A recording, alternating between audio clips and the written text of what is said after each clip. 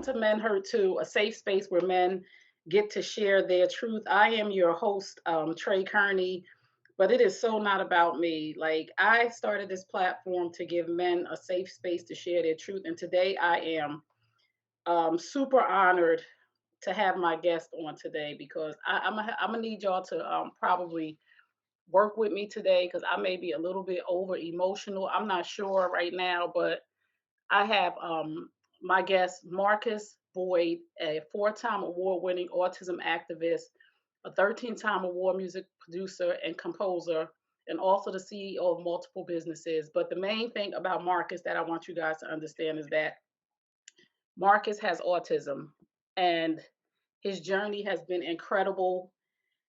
And I'm just from reading his story, I'm so emotional. So I'm gonna just pull myself together and talk to Marcus. We were talking a little bit behind the scenes, and I wanted to jump right on because this is very important. So the first thing I always ask all my guests, Marcus, is to tell us a little bit about your background. Tell us a little bit about your relationship with your mother and your father. Um, since this is true, um, I wasn't blessed with the mother that you are.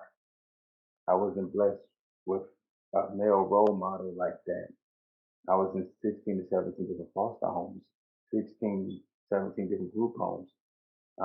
So my parents gave up on me early. My mother had 22 of us.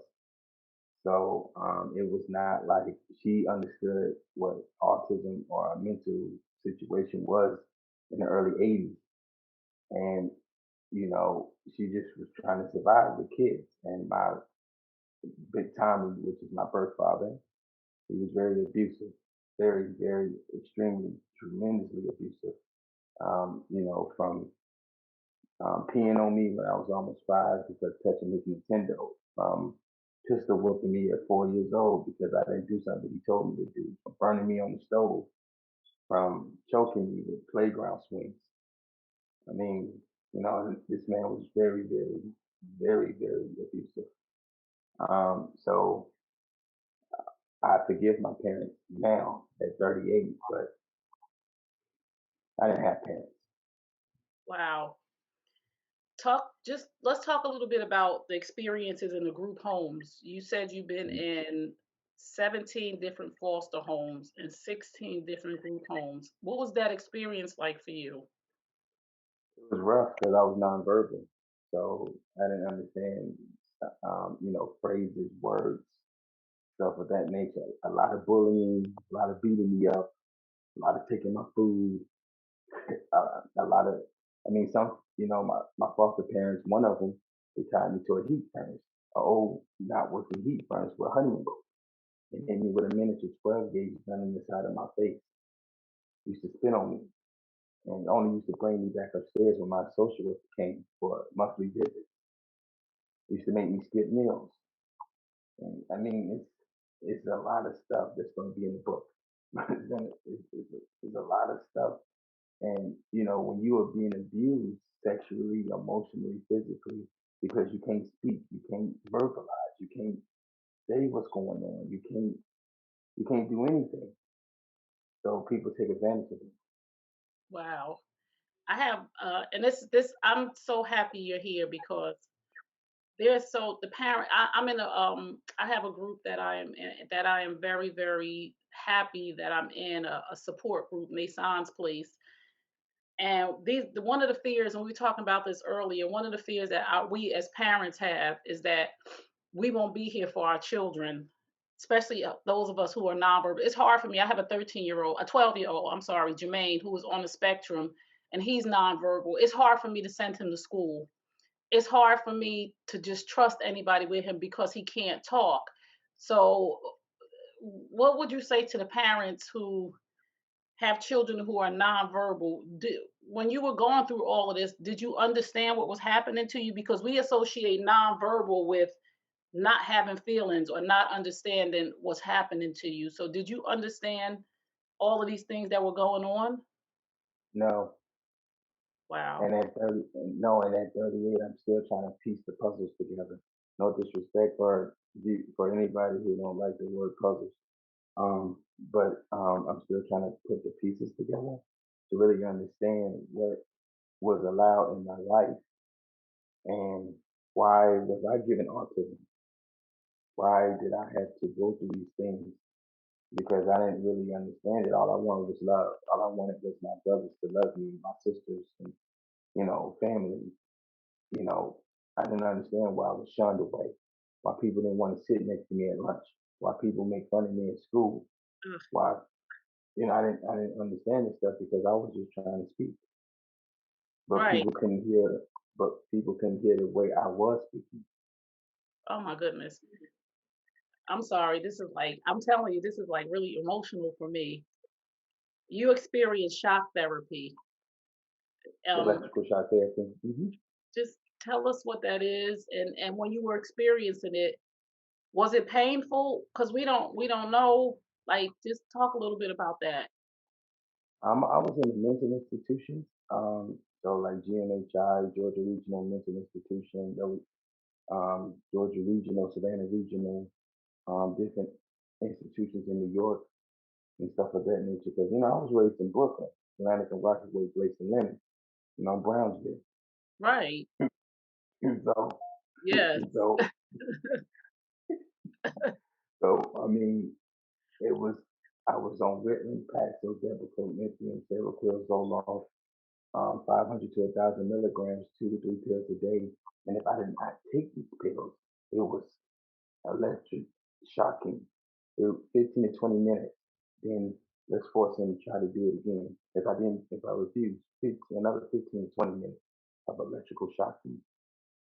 Oh my goodness. I'm so sorry that all of this happened to you, because for me, you are Jermaine.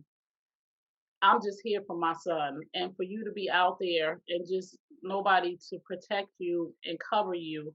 I'm just really like reading your story. I was just emotional for 2 or 3 days just thinking about you being a 12-year-old little boy and just trying to figure things out, and being a 13-year-old speaking at a 2-year-old level. So when you were going through all of these things and you couldn't speak, what did you want to say something? I did, but I credit my grandmother, my 9 sisters. They My sisters took time out when they didn't have to.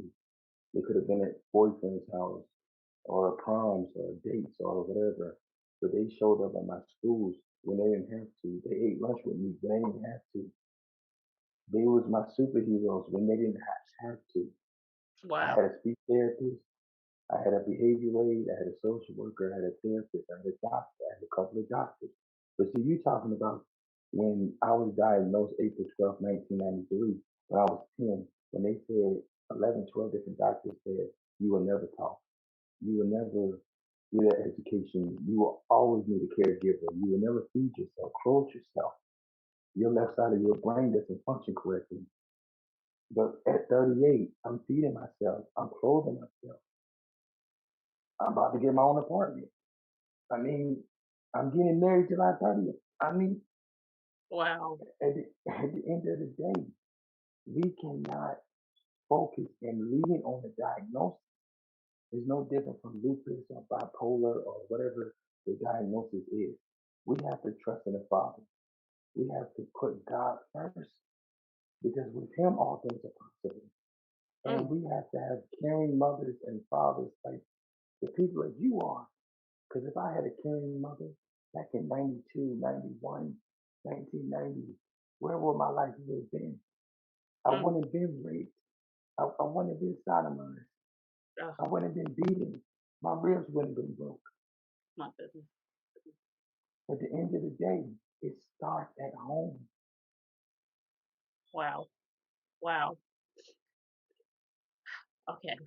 I'm gonna get through this because I love you. Like I said, for me, I'm looking at Jermaine, and I know for the autism moms and dads who are watching, they're looking at their own child right now, saying, "God, please protect my baby," because we're not with them all the time. It is such a struggle for me. It was such a struggle for me to send my child to school because he doesn't talk. So I don't know.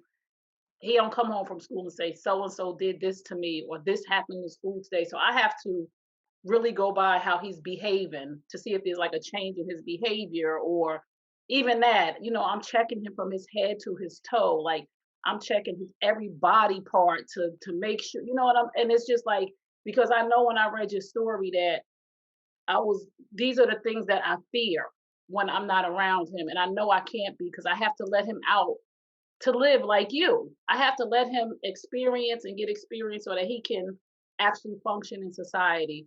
So, what advice would you first give to children on the spectrum? I mean, we think that because they don't talk that they don't hear. And it took me a long time to understand that just because Jermaine can't speak or doesn't speak, because I claim he can speak, he just doesn't speak yet. Just because he doesn't speak, that he doesn't understand, or he doesn't have feelings and stuff. So it took me a long time to understand that. What would you say to the autism children who are getting older and who actually are comprehending and listening but can't speak? What would you say to them? Keep dreaming. Keep dreaming. Don't let don't let this be your stumble block. Don't let this be your end of all ends. This is only your beginning. You are creative. You are geniuses. You are special individuals. You are unique. You can do anything that you put your mind to. And as long as you have your faith, your determination, and your drive, the sky is the limit.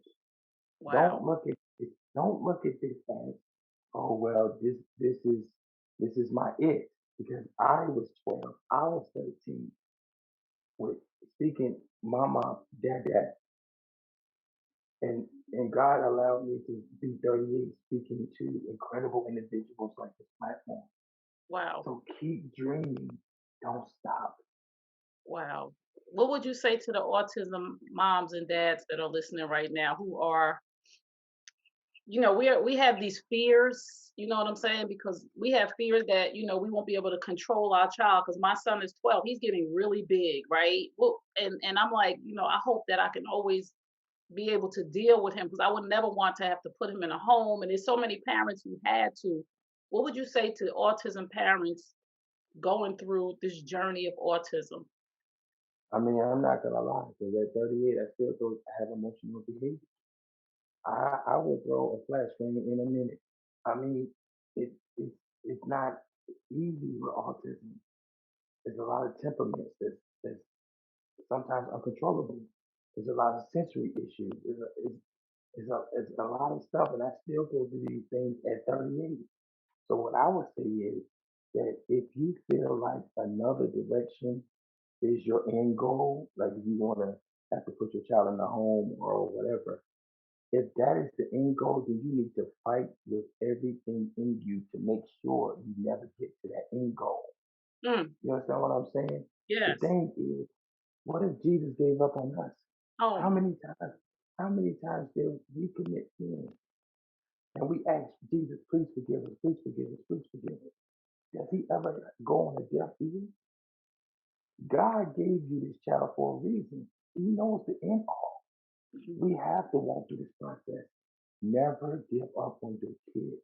You never know what they're going to become. Mm, Unfortunately, my parents gave up on me. And right now, my biological father is in prison for 9 life sentences. I still put money on his books. wow. So it's not, it's not my parents' sob story. It's the triumph because there was no parents. Right. So be a parent. So be a parent. It's not going to be easy. It's not. Whether you put them in a home, a hospital, or whatever, you still gonna have to be a parent.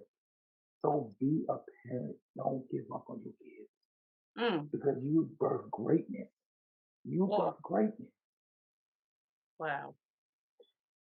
If you just tuned in, you're tuned into Men Heard Too. I am here with my guest, Marcus Boyd, who is on the autism spectrum. He actually has autism and didn't start speaking until 13 and a half years old at a 2-year-old level, and is now an award winning producer, award winning autism activist. He has been all over the world. He speaks on several platforms. He is here to share his truth, and he has been through shock therapy. He has been in 17 foster homes, 16 group homes, 16 different mental hospitals. and he is here right now, not only surviving but thriving. And I just am just honored to be in your presence, that you've overcome so much. What advice would you give to parents who have children? Being that I know you said you were bullied, and I know so many children that get bullied because they're different. What would you say to parents who have children in school right now? What should they be telling their children about autism? They just, be like, whatever your child is, very high. Listen, you have a unique gift. God selected you out of all the millions of people to have this amazing, special gift. It's called autism. Can you share it? No, because it's just for you. Mm, God gave this gift just for you. Now, with the gift, what you can do is thrive and improve on this gift. Are you going to have stumbles? Yes. Are you going to feel like giving up? Yes. But with mommy and daddy by your side, we never going to give up because the word lose doesn't apply in this family. wow. So we're going to embrace your gift and we're going to love you through it because with love, anything is possible. Mm. What would you say to the bullies in the school? Be careful who you pick on Oh, because you could be voted for. oh, Be careful who you pick on because they could be defending you from jail. Be careful who you pick on because that could be the next best book author. That could be the next Stalin. And instead of picking on them, embrace them, love them. Yes, they're different. You are too. Just because you may not have autism doesn't mean there's not something wrong with you. right. So, so embrace differences. Love people for who they are. Yes. I love you so much, Marcus. This is so I good. love you too. You just don't understand the hope that you are a symbol of hope. You are a light of hope for us as autism parents who are sometimes on the verge of giving up, who are frustrated, because I get there sometimes frustrated, afraid, but you are a ray of light. You are just a beam of But see, y'all are parents. But think about us as children. I done right. tried to commit suicide 54 times in 38 years. Wow. Bleed, drowning myself, try to hang myself, cut myself, because I felt like nobody understood me or wanted to be around me. Even when I was using the bathroom on myself at 19, 20 years old, I felt like nobody would ever love me, ever Uh, understand me. I couldn't run to mama. I couldn't run to daddy because I had none. Some of my brothers didn't want to be around me because I showed differences. Now that I'm winning awards and everything else, brothers and family members come back across the bridge. Be careful right. what bridge you burn because you're Oh, going to have to travel right through it. wow. How can you best describe autism from the inside? Because I often wonder, and I'm sure other parents, we often wonder because we get the diagnosis and they tell us he's not. Because my son started feeding himself probably around 4 or 5 years old, which is usually you're 1 or 2. But how can you just describe autism in words for those of us who are listening and wondering what does it feel like? I just It's like you expect traditionally to be at a certain milestone. You expect traditionally to move or act in a certain way. And for us who have autism, we trying to communicate in the way that we can that we may not be able to move as fast as you want us to, that we may move differently, that we may understand differently. But mom and dad, it's okay because I still love you, but love me through my process. Don't judge me for it. Don't right, shun me away because of it. right. I, this is so good. What do and we live in a world now where there's a lot of racial tension and a lot going on for black men. Like this, so that's another one of my fears is that my son is getting bigger and blacker, and that he has to really go out in the world. And I see you as a black man, and I see that a police officer sees you as a black man, not an autistic black man, just a black man driving a car or walking down the street or, behaving strangely. Just talk, is there a fear for you as a black man, one, and do you understand what is going on with the racial tension and all of that? Um, I've been handcuffed so many times in my 38 years of living, Oh, and I could be in Brooklyn in a bodega with friends, and they think we all gang members. Or I can just be minding my business on the wrong street in New York. You a thief. I mean, not even on the top of it having autism. So as soon as you touch me in the wrong way or come in my personal space, I'm having a mental breakdown. And wow. then because there's no advocacy to help me speak on my breakdown, you think I'm resisting arrest. Now you want to put extra charges on me. You know, now you want to throw me in prison for years because I'm afraid of you touching me or coming in my personal space.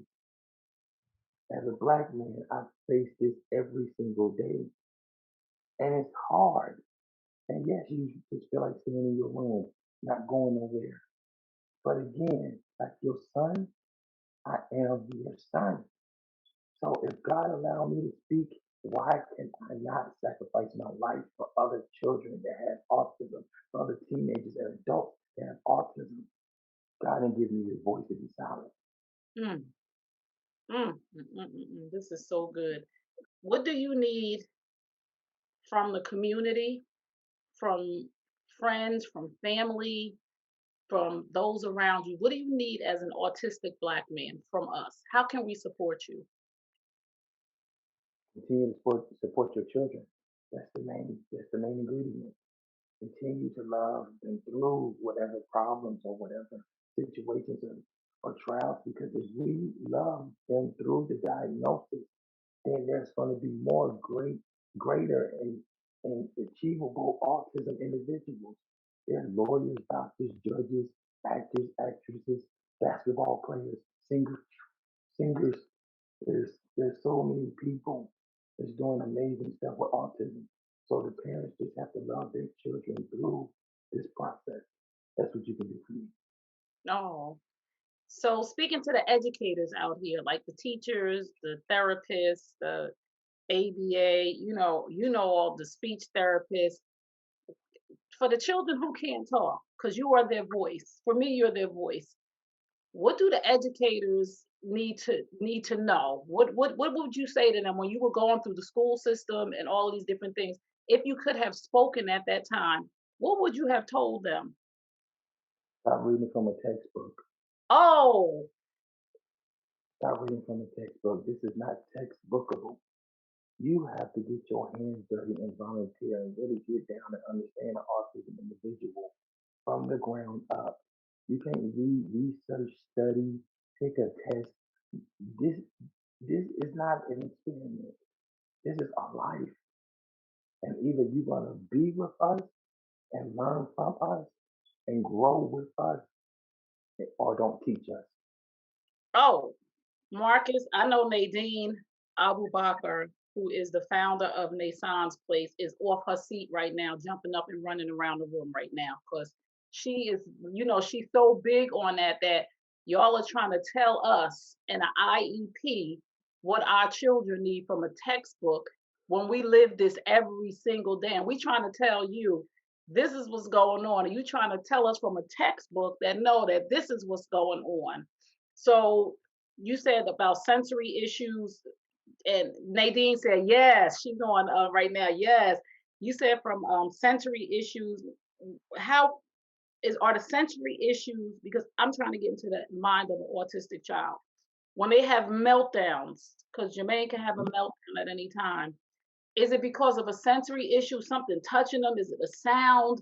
Because sometimes we just like in the middle of nothing, there's just a meltdown, and we're just like, well, what happened? And one of the most frustrating things for me as an autism mom, while Jermaine was smaller, and even now, not being able to calm my own child, and I have two other sons who are atypical or normal, whatever they want to call it, because my baby Jermaine is normal too. But I could calm them, like if they fell or something happened, I could calm them because I'm mommy. But sometimes us as with our autism children, we can't calm you.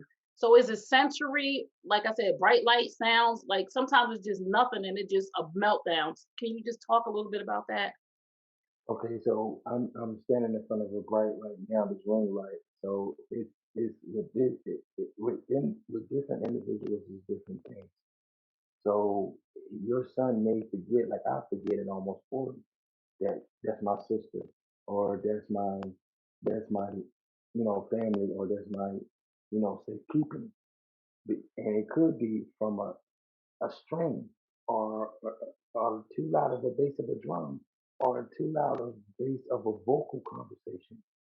It just triggers, and it's not like we want it to happen, but it just happened. And then we have to remember, and we forget who's in our safe circle sometimes. Right, So it takes a little time for mommy or daddy or grandma or whoever to get us back to level one, because we at level 400 in 10 seconds. right, So, right. I mean, even at almost 40, I'm at 400. You understand Wow. what I'm saying? And Yeah. it gets very difficult. And but my team and my camp and my village, they don't give up on me because they see the bigger purpose and they see the bigger mission. Even when I be having my emotional meltdowns. Right. Wow. So you said sometimes maybe Jermaine needs a moment to recognize his mommy. Yes, Oh, because he's forgotten that I'm mom. I right. never Because thought about it that way. when you're dealing with a meltdown, it's, it's hard to recognize individuals when you're already in your emotional place. Right. Wow. I hope all of the autism moms and dad heard that. I needed that because I've been, some I'm trying to figure out like it's, chill, like it's me, and that just helped me so much. So, how talk a little bit about your producing the music. You're a music producer. Who would have thought? Like you said, they gave up on you. They didn't put you in all these foster homes and mental hospitals, and now you're award winning music producer. How did you even tap into that? My grandma put me in the free church band camp. Being from New Jersey or Brooklyn, you know what it is. It's the summer free church band camp. I mean, it was like a bunch of kids. You stay gone for 3 months. That was a breather for your grandmother or your parents or whatever. Because we were actually went to camp. So they gave us wooden flutes and instruments was provided. So before American Pie, it was us. We was going to real band. We was going to real band camp. So she did that to keep me out the street because it was like, I want to be in the street. I want to do what I see other people do. My grandma told me early, you chubby, you fat, and you wheeze when you sneeze. So you're not built to be a drug dealer. You're Right, built to be something better. right. So she said, you're gonna go to band camp. I don't care if you like it, you're gonna stay there for 3 months. That So that's village. what I did. I went to concert band, and I started learning how to play instruments. And when I was like almost 15, I went to Atlanta, and a really good producer that was coming up, that was working with a lot of famous people, gave me my first taste of laptop, gave me a software called Fruity Loops One, and taught me how to merge live instrumentation with digital sounds. And from that, now we are 80,642 copyrighted trademarks, number clear beats.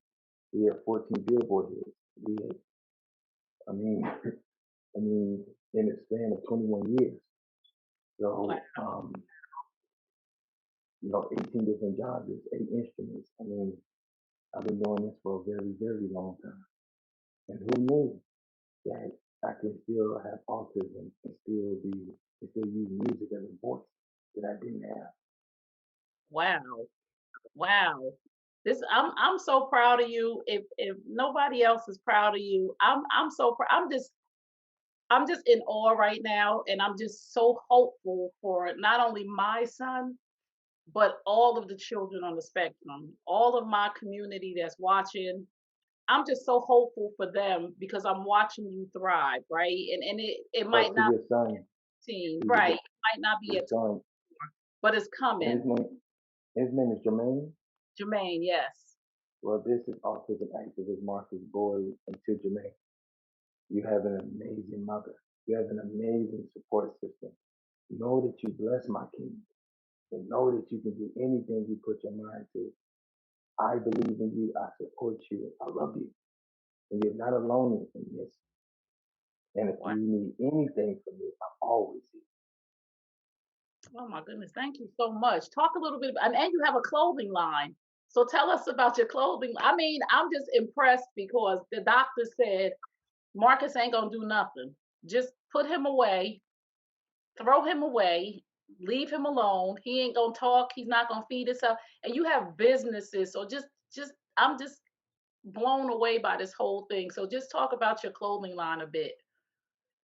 My clothing line, the A collection, which comes from the foundation of the autism world. Um, so it's an urban size casual line for men, women, and children of all different sizes. So we right now we have the t-shirts and the hats and the masks, and we're gonna come out with 4 outfits and different type of designs and stuff of that nature. Again, shout out to my big brother, my business partner Ryan A. Hawkins, and I appreciate him even putting this together. Um, we own a shoe line together. It's called the 83 Shoe Apparel. So we coming out with brand new designs of shoes and different things of that nature that's gonna rock the whole culture and the community at large. It's see ma'am, and then I'm the CEO of New D Entertainment, it's a gospel entertainment company out here in Tucson, Arizona. And we have international artists and everything else. And then I'm the CEO of other things. So it's not like, again, I don't use my diagnosis or my inability to read contracts or anything else as an excuse. We are who we push to be. We are who we believe, and I don't believe in failure. I believe in greatness. Hmm. So I'm tapping into everything. I'm gonna talk a little bit about relationships with women, right? If you don't mind. Because my son, all of a sudden, he's going like we were at the pool the other day, and these young ladies came in. Of course, he's 12, and of course, my mentor Nadine told me these things were gonna happen. And we were at the pool, and these young ladies coming. They're probably 16 years old, and they took off their shirts and they had on their little bikinis.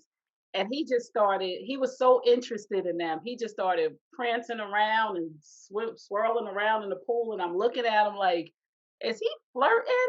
So just and Nadine was like, just because he has autism doesn't mean he doesn't have hormones and that he's not going to go through puberty and all these different things. And I'm like, but he's out here clowning for the girls. So are you in a relationship? Is there relationships? Do children, men and women on the spectrum have feelings for this opposite sex? Because we don't know as parents until we get there. Yes, I'm in a relationship with she's from Mexico, Sonora, Mexico. Her name's Christina. And we're Oh, getting married July 30th of 2021. She's really the love of my life, and she really helps and supports me through my autism, through my meltdowns and everything else. She don't judge me. She don't point fingers. And it's just a beautiful situation. I too, as a father, with my son Malachi, he's almost 5. So I understand from the parental perspective and from the relationship. But listen, it has not been easy. I mean, I've been dumped because I said autism. Girls was like, "Oh, is it curable? Do you got a disease? How long you got to take medicine for?"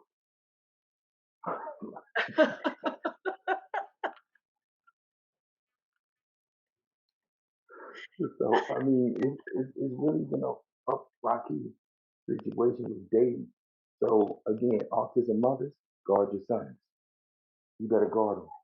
I'm guarding. I'm guarding. I'm like, listen, wait a minute, because I wasn't expecting him to respond that way when he saw the girls at the pool. So talk can you talk a little bit about puberty? Like, because I wasn't sure. I mean, because I have two other boys, but this never crossed my mind with the one on the spectrum. I mean, I started liking girls when I was like 12, 12, 13. My first girlfriend was a little person. She was my first bully. She used to take my money to school. Okay, yeah, but she really was a little person. She was shorter than me. Right. So she became my girlfriend. She bullied me to a relationship.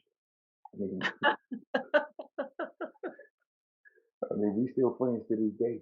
But I mean, You I are mean hilarious. that's what that's what it was. So, but I felt like nobody wanted to get to know me because I couldn't speak. I was just drooling on myself. I was using the bathroom on myself. So, trying to have a girlfriend, I was going through abuse at home. So trying to have a girlfriend was really not on my radar. But I started really getting into girls at 12, 13. Oh, so the moms who are listening and you have sons, that is good for me to know because I'm like 12 or 13. Okay, even though you couldn't speak, you still liked girls when you saw them. Okay, I needed to hear this. So And I so tried to do whatever I could to flirt. I know I saw Jermaine at the pool. I was just like, what are you doing? He's like spinning in the water. He got out the pool, walked across. I'm like, go sit down. And then he's looking at me, giving me the eye. He's looking at me, and then he's looking at the girl. He's looking at me. He's looking at the girl, and I'm like, oh, you like the girl? And I'm like, okay. So I didn't want to embarrass him by treating him like a baby because he gave me some dirty looks. So I'm like, Right, like, Mom, get out of here. I'm trying to do my thing. right. He was gave me the like chill look because I was saying to him, get in the pool. He was like, don't tell me what to do, but thank you for that. Because some of the parents we really need to know, what we when we need to fall back with our boys because and the girls too, like because you're a human, you're a man first, Right. and a man you're a man with autism, so we got to realize that. So what's next for you? The book series is called Marcus Boyd, the Book Feast. So we're coming out with children's books. We're going to come out with comic strips. I have a comic book, supermarkets coming out. New shoe designs, new clothing designs. The Autism Music Fest is on the way next year. Um, my short film is being produced. It'll be out in September. My feature film about my life will be out next year. It's called The Boy with No Voice. My autobiography book is called The Boy with No Bird, Boy with No Voice. And we're working on the teacher's manual in Florida. um, Tell the world before we go, tell the world what is the most important thing you want people to get from this interview. um, that you can't judge a book by its cover. And stop looking at autism as a defeat and start looking at autism as a blessing. Start seeing the genius and the creativity that God blessed you with. And use this interview as a way to understand to never give up on your children. Please don't use mental issues as a way to escape from being a parent. Please be parents. Wow. I love you so much, Marcus, and I I'm love so you too. glad that you came on here and just your authenticity, your transparency, because this hasn't been a easy or a good journey the first half of your life. But the second Right. half is blessing you tremendously. And I'm glad that you are putting yourself in the spotlight to share with the world what autism looks like from the inside out. Because until we talk to somebody with autism, we're just guessing. And like you said, for the teachers and the therapists, this is not textbook stuff because every person on a spectrum is different. So we keep trying to put our babies and you our babies, because y'all always gonna be our babies. We try to put y'all in a box and try to figure out and teach y'all the same way when it's called the spectrum for a reason. Because this Right. one can do this. You're a great music producer. We have great artists. We have those who want to be police. I always tell Jermaine he's gonna be the first autistic president. That's what I tell I'm a him. I'm a vote for him. I'm a vote for him. I know that's right. I always tell them you're going to be the first autistic president. So just tell our viewers where they can find you, what you need them to do. how you need them to behave. Tell them what you want them to know. But first, definitely tell You them. can you can find me on Instagram, Autism Activist Marcus Boyd, or the Orange Couch Chronicles TV show. You can find me on Facebook, Leonardo Boyd or Marcus Strozier.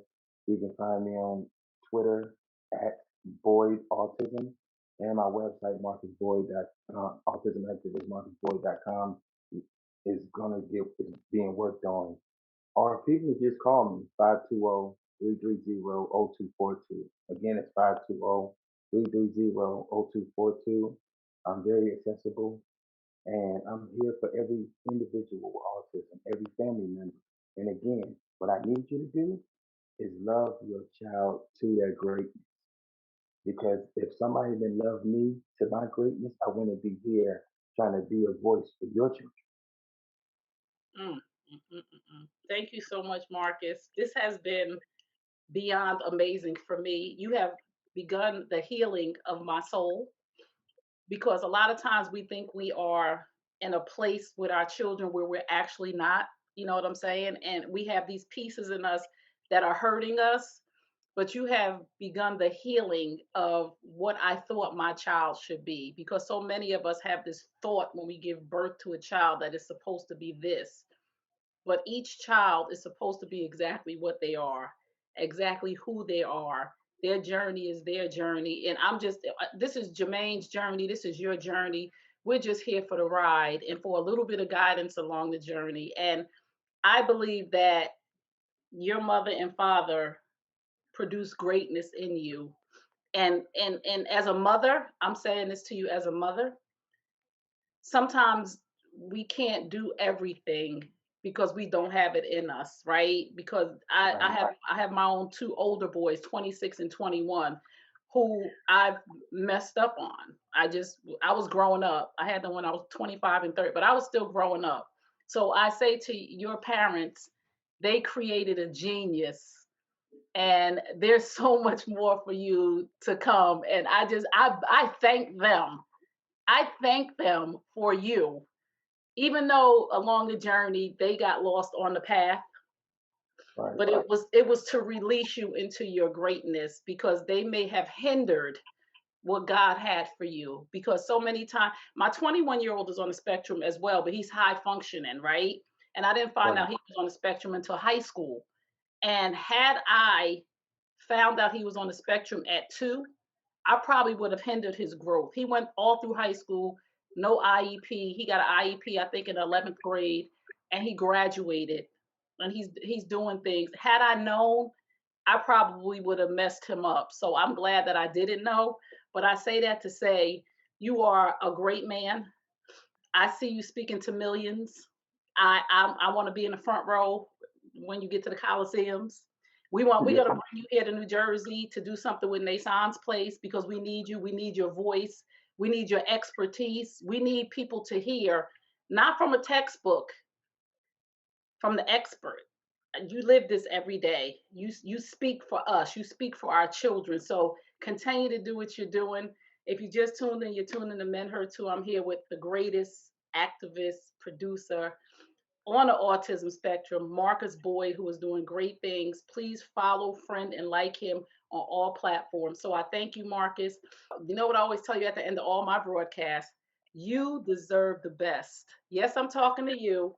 You deserve the best. Now go get it. Peace and blessings. And remember Psalm 147:3.